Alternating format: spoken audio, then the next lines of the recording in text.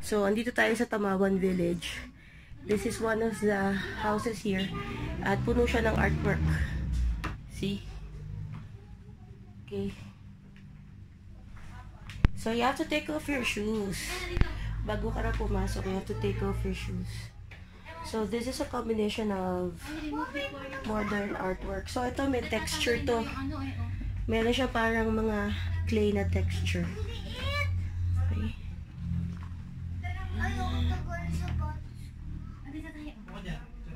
This is mukhang coffee art.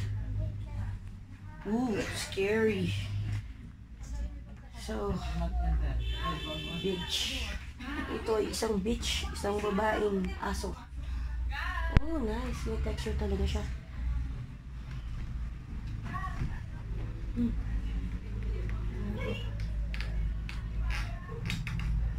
Typical modern enchant. This one has texture.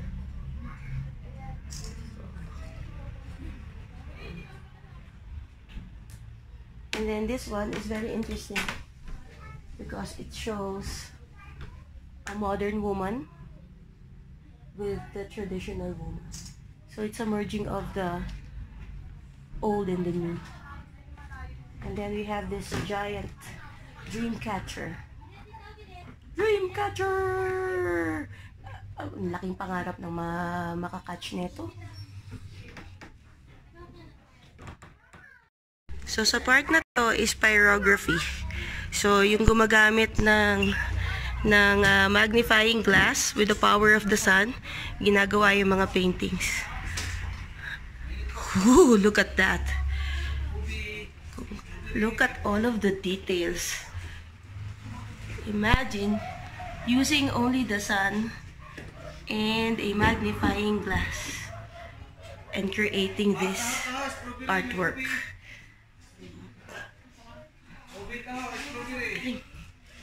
Ubi taho, strawberry. See? Look at the details of the car. Oh, yeah, mani popcorn. It's a Volkswagen. See?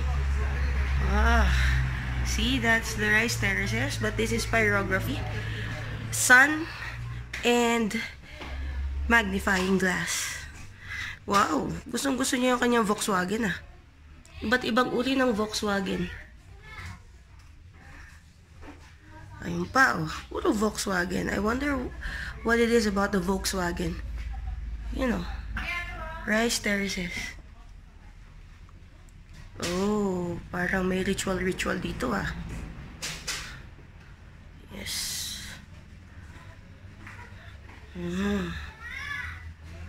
Nung napanood ko sa Discovery Channel, sa History Channel, yung pyrography, na-amaze ako sa kanya kasi ano siya tiyagaan lang talaga. So, you need the heat of the sun and then the magnifying glass. Tapos, yun na. Kailangan mo lang sunugin. So, imagine, susunugin mo siya. So, gaano katagal mo siyang susunugin? Lalo na to. Gaano mo katagal sinunog ito? Kasi look at the details doon sa mukha. May mga squares. And then, if you... This is very big. Yan, oh. It's very big. Tapos ito, campers. Wow, look at that. Tapos nag-iihaw pa sila ng manok sa ibabaw. Ayun, oh. Lechon manok. See? Mahilig talaga siya sa Volkswagen. So, siguro, yun ang kanyang favorite car. Yung Volkswagen. Kaya ganun. This is the second one. Kasi, meron pang isa doon eh. So, pangatlo na pala. So, you have one. And then, here's another one. And then, here's another one. So, hindi ko alam kung ano siya. Pero para siyang, siguro pang ritual ng mga, siguro Mombaki. Siguro habang umiinom sila. So, talagang gusto niya ng Volkswagen. Volkswagen pa rin. Volkswagen pa rin. So, kasama niya sa kanya paglalakbay ang Volkswagen. Ito yung malaki. And there is a very fat cat. Hello, fat cat. What's up? Yes? Fat cat?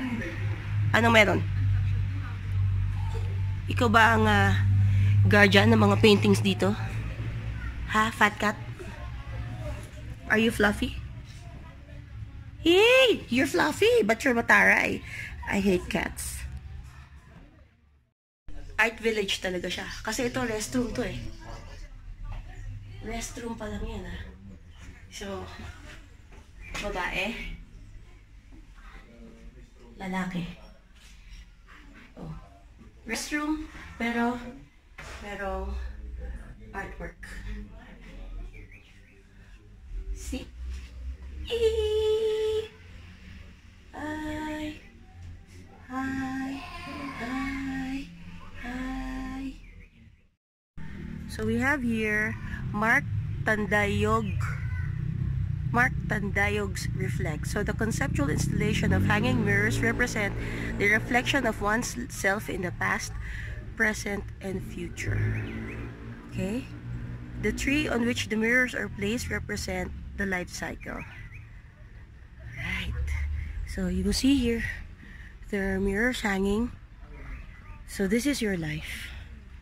This is your journey through life. Okay? This is your journey through life. This is your reflection. This is what's happening in your life and how you see it and how you interpret it.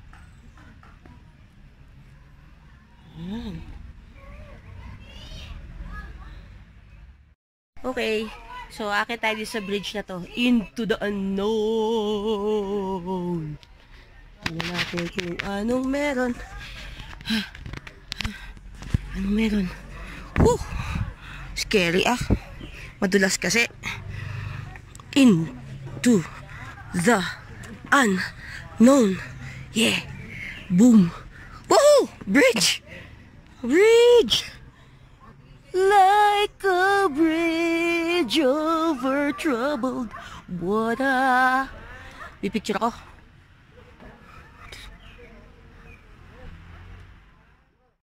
Okay, so galing ako doon sa bridge na yon. Kita ba? Doon sa bridge na yon, doon. And then ito, bridge din to, paakyat. Yan. Yan. Yan oh. Bridge din yan, galing naman yan doon. Okay. So this time we're going that way. Okay. Akit naman tayo. Yes, sir. So you will see na talagang this is nature's art. Oh. This is a fern. Itong fern na to, grabe oh. Pang dinosaur. Parang feeling ko siya yung kinakain ng mga dinosaur oh. Laki-laki. Tsaka siguro matigas na rin yung ano yan. Matigas na rin yung kanyang wood. Baka wood na siya, hindi na siya basta ano. Yan, again. Into the unknown. So, mataas siya. Kailangan careful kasi madulas. Papunta na siya ng view deck. So, tingnan natin kung ano ang view sa deck. Spirit house. Ooh. I wonder what the spirit house is. Aha. Ang ganda. Ang ganda. Okay. So, this may be the spirit house. So, siguro, this is where they have their rituals. Ang ganda, oh. Yan ang art ng nature. All of those plants. Okay, let's go to the view deck. Nya. Mataas nga siya. Mataas nga. Okay. Careful lang kasi it's really slippery. Okay. Tingnan mo yung mga kasama mo. And there are guardians. Okay. What will we see? Oh, you can see Baguio from here. Ang ganda naman nito. Sige natin dito.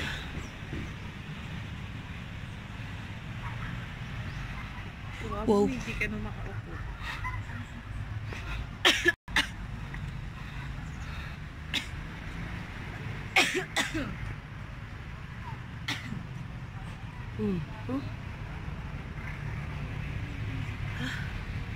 Taas na siya.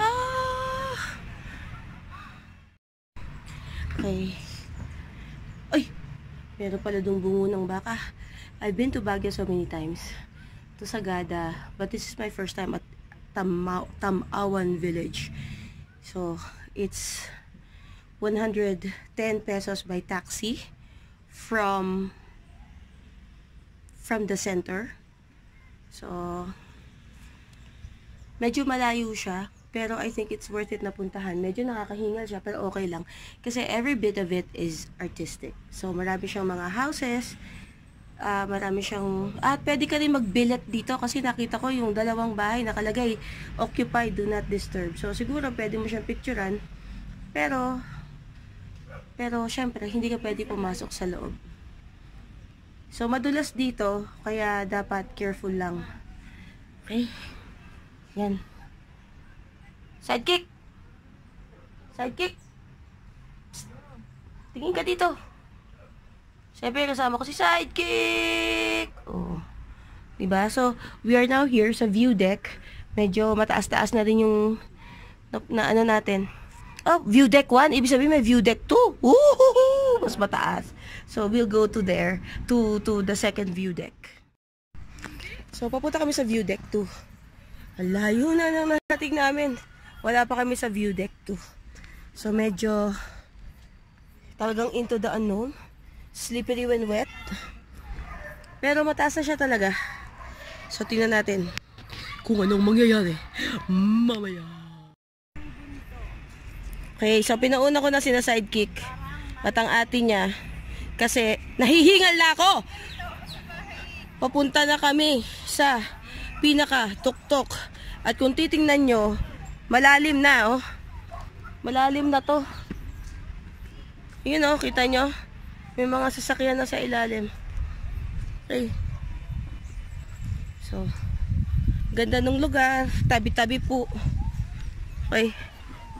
So, going to view deck number 2 ng Tam-awan Village. I think it's really the peak. Nakakatuwa kasi merong mga maliliit na bata na umaakit talaga sila. So, hindi nila alintana yung layo. Ayan. Oh, kaway-kaway! Kaway-kaway! Para maganda dyan. Picture mo nga ako dyan. So, makikita nyo na merong mga pretty blue flowers. Siguro hindi masyado, no? Kasi, pero talagang there are dots of blue. Yeah. Like that. Excuse me, Fern. Like that. Bluebell? Siguro. Ayun, oh. They are all over the place. Dito na tayo sa view deck number 2. The Hingal Factor. At talagang mataas na siya. Ooh, blue skies! Yay! Biniyayaan tayo ng pasyal mode na langit. Okay, so mataas na talaga siya. Kasi, ayun na siya, oh. Kikita niyo yan, yung Davis na yon, yun yung umpisa, dun yung pasukan na yun. Nakikita niyo yung mga gumagalaw na puti na yon? Taxi yun! Okay, so we are so lucky. We are so lucky, maaraw. Sobrang araw. Yeah.